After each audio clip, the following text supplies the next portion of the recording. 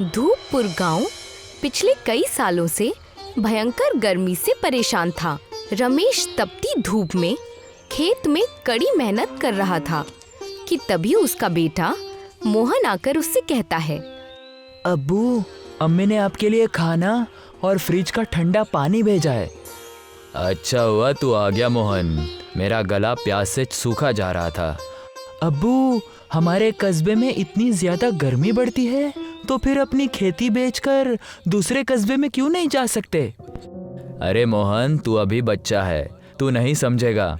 हमारे कस्बे में पिछले कई सालों से बारिश नहीं हो रही और यहाँ पर बिजली भी नहीं है।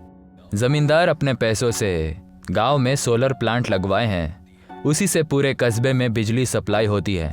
लेकिन वो उसी घर में बिजली सप्लाई करवा पाता है जिस घर में लोग अपने खेत उसके पास गिरवी रखते हैं। यहाँ तक कि कस्बे के सभी घरों में पंखे, कूलर और फ्रिज भी जमींदार के दिए हुए हैं। ये तो गलत है अब्बू। माना जमींदार सबको बिजली, कूलर और फ्रिज देता है, लेकिन बदले में काम भी तो बहुत ज्यादा करवाता है। तुम वाकई बहुत ही ज्यादा समझदार हो, इसीलिए मैंने तुम्हें पढ़ने के लिए तुम्हारे नानी के घर पर शहर भेज रहा हूँ। मुझे यकीन है कि तुम पढ़ लिख कर इस कस्बे में तो सालों से चली आई इस अत्याचार के परंपराओं को जरूर तोड़ोगे। मोहन मुस्कुराता हुआ वहां से चला गया। इस घटना के 10 साल बाद विमला अपने खेत से काम करके अपने घर पर लौटी ही थी कि तभी घर पर अपने बेटे के साथ एक खूबसूरत लड़की को देखकर चौंक पड़ी। मोहन, तुम कब आए? बस अम्मी, बिल्कुल अभी अभी आया हूँ। तुम्हारे साथ ये लड़की कौन है? अम्मी, इसका नाम मोहिनी है। ये मेरे साथ में पढ़ती थी। हम दोनों ने निकाह कर लिया। अब ये आपकी घर की बहू है। अम्मी, अब मैं अपने कस्बे में ही रहूंगा। नहीं बेटा, इस गांव के लोग आज भी जमींदार के गुलाम हैं। माँ, अब्बू ने मुझे शहर में इसीलिए पढ़ने के लिए भेजा था ताकि मैं अपने कस्बे के लोगों को जमींदार के गुलामी से मुक्ति दिला सकूं। अगले दिन मोहन जमींदार के हवेली की ओर चला गया। अरे मोहन, तुम कस्बे में कब आए? जब तुम कस्बा छोड़कर गए थे तब तुम कितने छोटे थे। देखो अब कितने बड़े हो गए। चलो, अच्छा है कि तुम अब आ गए। तुम्हारे अब्बू तो 5 साल पहले ही इस दुनिया को छोड़कर चले गए। अब मेरा काम तुम करोगे। मैं यहाँ पर अपने खेत के कागज लेने के लिए आया हूँ। क्या बकवास कर रहे हो तुम? मैं बकवास नहीं कर रहा, बल्कि सच कह रहा हूँ। बेवकूफ, शहर में 4 किताबें क्या पढ़ ली? खुद को बहुत बड़ा बैरिस्टर समझने लगे। मत भूलो, दुर्गपुर कस्बे के कुएं ठंडा पानी नहीं देते। अगर तुम अपने खेत के कागज यहाँ से ले जाओगे तो फिर मैं अपने सोलर प्लांट से तुम्हारे घर में बिजली की सप्लाई बंद कर दूंगा और तुम्हारे घर से कूलर, पंखे सब छीन लूंगा। ना तो तुम मेरे घर की बिजली की सप्लाई बंद कर सकते हो और ना ही फ्रिज, कूलर छीन सकते हो, क्योंकि मेरे अब्बू ने सालों से तुम्हारी गुलामी की है। जमींदार गुस्से से मोहन को खेत के कागजात पकड़ाते हुए कहता है, जाओ, आज से तुम्हारा खेत तुम्हारा है। मोहन खुश होते हुए वहां से चला गया। मोहन के जाते ही जमींदार का साथी बलराम कहता है, ये क्या जमींदार साहब, आपने इतनी आसानी से हार मान ली? ऐसे तो ये लड़का पूरे कस्बे की जमीन छीन लेगा। फिक्र मत करो, अब आगे आगे देखो होता है क्या। अगले दिन जब मोहन अपनी बीवी मोहिनी के साथ घर पर बैठा हुआ था, तभी वहां पर जमींदार बलराम और कुछ लोगों के साथ आ पहुंचा। जमींदार, आप यहाँ कैसे? जमींदार गुस्से से बलराम से कहता है, देखते क्या हो बलराम, मोहन के घर का फ्रिज, कूलर, पंखा ले लो और इसके घर की बिजली की सप्लाई भी बंद कर दो। इसके घर में जो ट्यूबवेल से पानी आता है, उस ट्यूबवेल को चलाने में भी मेरी ही बिजली का इस्तेमाल है। वहां से भी बिजली हटा लो। देखता हूँ कि ये खेती कैसे करता है और बगैर ठंडा पानी पिए इस कस्बे के गर्मी को कैसे झेलता है। इतना कहकर जमींदार मुस्कुराते हुए मोहन के घर का फ्रिज और पंखा लेकर चला गया। मोहन की माँ बिमला रोते हुए अपने बेटे से कहती है, अभी भी वक्त है, खेत के कागजात जमींदार को दिया। बेटा, अब मुझसे इस बुढ़ापे में गर्मी नहीं झेली जाती। अपनी माँ की बात सुनकर मोहन की आंखों में आंसू आ गए और वो चुपचाप गांव से कुछ दूर झाड़ियों में बैठ गया। तभी वहां पर एक कबाड़ी वाला आ गया और एक कबाड़ हो चुकी फ्रिज को झाड़ियों में फेंक दिया। क्या हुआ भाई, ये कचरा क्यों फेंक रहे हो? ये फ्रिज सालों से जमींदार के तहखाने में पड़ी हुई थी। जमींदार ने इसे झाड़ियों में फेंकने के हुक्म दिए हुए हैं।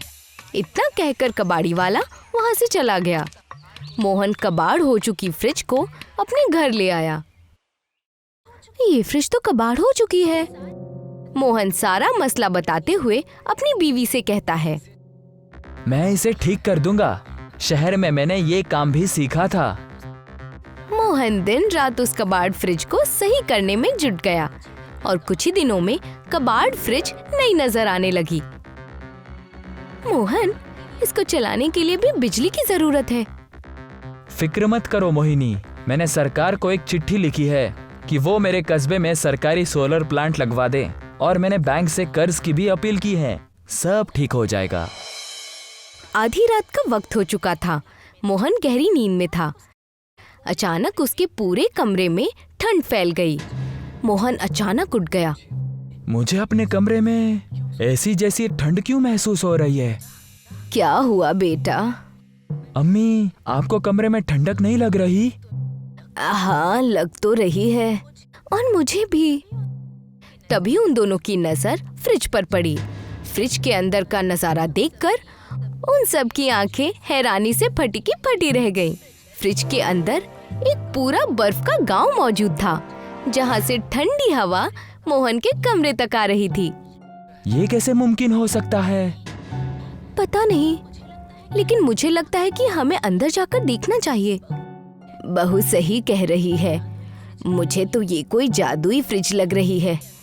वो तीनों फ्रिज के अंदर चले गए। अगले ही पल उन तीनों ने खुद को एक गांव में मौजूद पाया, जहां पर हर चीज बर्फ की बनी हुई थी। तभी उन तीनों के कानों में किसी औरत की आवाज टकराई। कौन हो तुम तीनों? उन तीनों ने जैसे ही पलटकर देखा तो पीछे एक बर्फ की औरत खड़ी हुई थी और उन तीनों को देख रही थी। मेरा नाम मोहन है और ये मेरी अम्मी और मेरी बेगम है। इतना कहकर मोहन बर्फ की बनी हुई औरत को सारा मसला बताता है। तो इसका मतलब तुम ही अपने गांव के ऊपर लगे हुए श्राप को खत्म कर सकते हो। मैं आपकी बात का मतलब नहीं समझा। चलो, मैं तुम्हें अपने बर्फ के गांव के बर्फ के मुखिया से मिलवाती हूँ। वही तुम्हें बताएंगे कि तुम्हारे गांव में गर्मी पड़ना और बारिश न होने का क्या राज है। मोहन उस बर्फ की औरत के साथ एक बर्फ की हवेली के अंदर चला गया। मुखिया जी, ये धूपपुर गांव से आए हैं। तुम जहाँ पर खड़े हो मोहन, ये दूसरी दुनिया है, जिसे तुम जादुई दुनिया कह सकते हो। तुम जिस गुफा से आए हो, उस गुफा का दरवाजा हजारों सालों से बंद था। सालों पहले हमारे कस्बे के एक बर्फ के आदमी ने उस गुफा के दरवाजे को तोड़ दिया। वो देखना चाहता था कि उस गुफा के अंदर क्या है। जब वो उस गुफा के द्वार को तोड़कर अंदर घुस गया तो उसने अपने आप को एक दूसरी दुनिया में पाया। उस वक्त तुम्हारे कस्बे में बहुत बारिश होती थी और पूरे कस्बे में हरियाली ही हरियाली थी। बर्फ के इंसान को देखकर तुम्हारे कस्बे का मुखिया बुरी तरीके से डर गया। उसने हमारे कस्बे के बर्फ के आदमी को एक फ्रिज के अंदर बंद करवा दिया और उस फ्रिज को एक तहखाने में रख दिया। उस बर्फ के आदमी ने फ्रिज के अंदर ही अपना दम तोड़ दिया, लेकिन मरने से पहले उसने ये श्राप दे दिया कि जिन कस्बे वालों ने यह डर कर उसे फ्रिज में कैद कर दिया था, उन्हीं कस्बे वालों को आज से अपनी सारी जिंदगी डर डर कर ही बिताना होगा। उस दिन से तुम्हारे कस्बे में बारिश होनी बंद हो गई और खतरनाक गर्मी पड़ने लग गई। समझ गया? उस गुफा से हमारी दुनिया का दरवाजा खुलता है। शायद उस बर्फ के आदमी ने उसी फ्रिज में दम तोड़ा था, जिस फ्रिज के दरवाजे से मेरा खानदान यहाँ तक आया है। और उस बर्फ के इंसान के श्राप की वजह से ही हमारे कस्बे के सभी लोग जमींदार से डर के रहते हैं। तुमने बिल्कुल सही कहा मोहन। शायद तुम इसी दरवाजे से इस दुनिया में आए हो, और उस दरवाजे से केवल वही आ सकता है जिसके मन में दूसरों के लिए इंसानियत हो। तुम अपने कस्बे वालों के दिल से खौफ खत्म करो और उनके मन में वीरता जगाओ। ऐसा करने से श्राप खत्म हो जाएगा। लेकिन जमींदार ने कस्बे वालों के मन में पूरी तरीके से अपना खौफ बना कर रखा है। तुम ही उस खौफ को खत्म कर सकते हो, क्योंकि हमारे बर्फ के कस्बे में सालों से ये भविष्यवाणी चली आ रही है कि इंसानों की दुनिया से कोई भी इंसान अपनी बीवी और अम्मी के साथ हमारे कस्बे में आएगा, जो हमारे दिए हुए बर्फ के इंसान के श्राप को खत्म कर सकता है, और वो तुम हो मोहन। बर्फ की मुखिया की बात सुनकर मोहन अपनी बीवी और माँ को लेकर गुफा के अंदर घुस गया। अगले ही पल उसने अपने आप को घर के अंदर पाया। मोहन सीधा गांव की ओर चला गया और सारे गांव वालों को इकट्ठा करके सारा मसला बताते हुए बोला, कस्बे वालों, मुझ पर यकीन करो, जमींदार की गुलामी करना छोड़ दो। अपने अपने खेत के कागज वापस ले लो। तुम्हारे ऐसा करते ही इस कस्बे में बारिश होने लगेगी। हम तुम पर यकीन कैसे करें मोहन? मुझ पर यकीन करो।